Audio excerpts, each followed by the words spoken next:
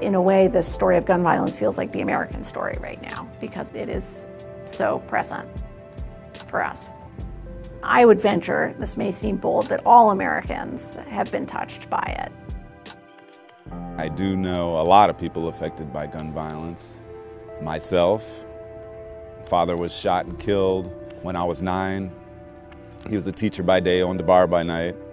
Very hardworking man, very well educated.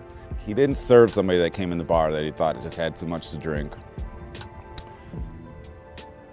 And the person took it offensively, waited till he closed the bar, came back and shot him in the head. My sister was affected, my mother was affected. It affected everything, my whole life, financially, mentally, everything. The United States is, I won't say almost alone, but is certainly an outlier in a global community in our devotion to guns. We're not talking about hunters. That's not the problem. The problem is that you have a lot of cheap handguns and a lot of high capacity weapons falling into the hands of people who are using them to wreak destruction and havoc all throughout the country. Right? There's no reason a civilian should have a military-style, assault weapon. I don't care what somebody says. Well, we need it for hunting. You don't need it for hunting. Give me a break. All right? I don't think it's a question of freedom. It's a question of common sense to have less guns in society.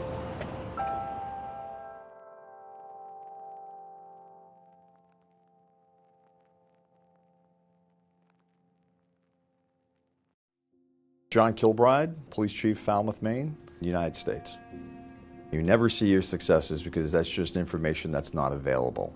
An unwanted gun that was pointed at your officer and he was put into a deadly force situation, or a youngster had access to a firearm and had an accidental discharge and lost their life. I've got 15, 20 firearms to the right of me. That's not going to be in circulation. That's not going to be potentially stolen from a house, potentially used in a threatening manner. That's a good thing. I'll never see what those 15 firearms could have done or would have done, but I know that potentially what they could have done. So that's where our success is.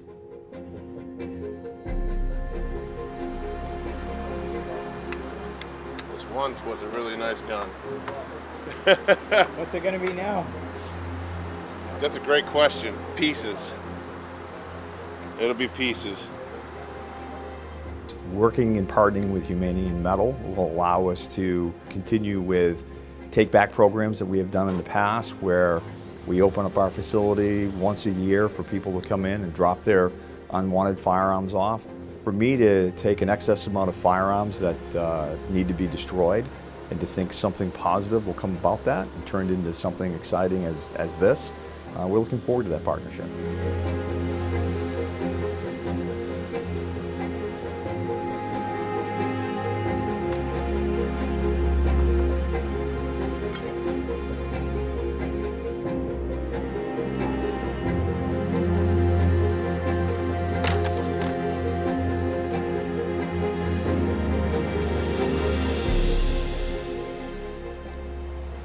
We dare to dream of a violence-free America. What are your hopes for the future? That people aren't dying every single day from gun violence.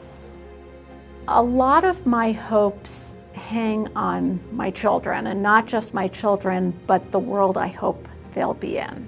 When I imagine what I want for them, I want them to be in a world that is safe and kind and accepting and clean and not getting warmer. But it seems to me that the lack of violence is a first start, because it's hard for people to come together and live happily together when they're afraid.